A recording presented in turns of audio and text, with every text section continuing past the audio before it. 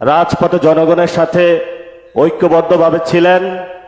সরকারের এই লন্ডন চুক্তিতে যে যে উপস্থিত ছিল ডক্টর ইউনূস এবং জনাব তারেক রহমান, সেই লন্ডন চুক্তির পার্ট না হয়ে আজকে জনগণের সাথে ঐক্যবদ্ধ হয়ে এখানে উপস্থিত হয়েছেন।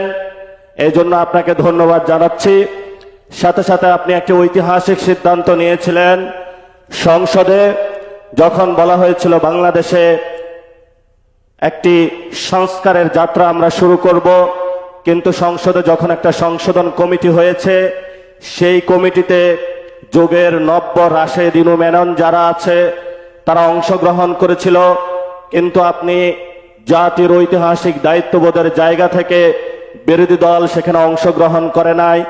এই জন্য আমরা জনতার পক্ষ থেকে আপনাকে ধন্যবাদ জানাচ্ছি। আমরা আজকে ছোট্ট কয়েকটি কথা বলবো।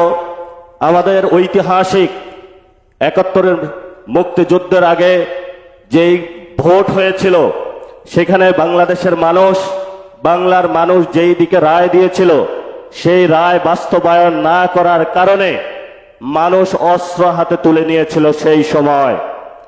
সেই সময়কালীন যাকে বলা হয় বঙ্গবন্ধু, উনি আসলে ভারত বন্ধু, সেই ভারতে পালিয়েছিলেন। বাংলাদেশের মানুষ, মুক্তিকামী মানুষ বাংলাদেশ যখন স্বাধীন করেছিল, সেখান ভারত থেকে উকি দিয়ে বাংলাদেশে এসে বললেন, আমি বাংলাদেশ স্বাধীন করেছি। যেই মুক্তিযুদ্ধের কথা ছিল সাম্য, মানবিক মর্যাদা এবং ন্যায় বিচার,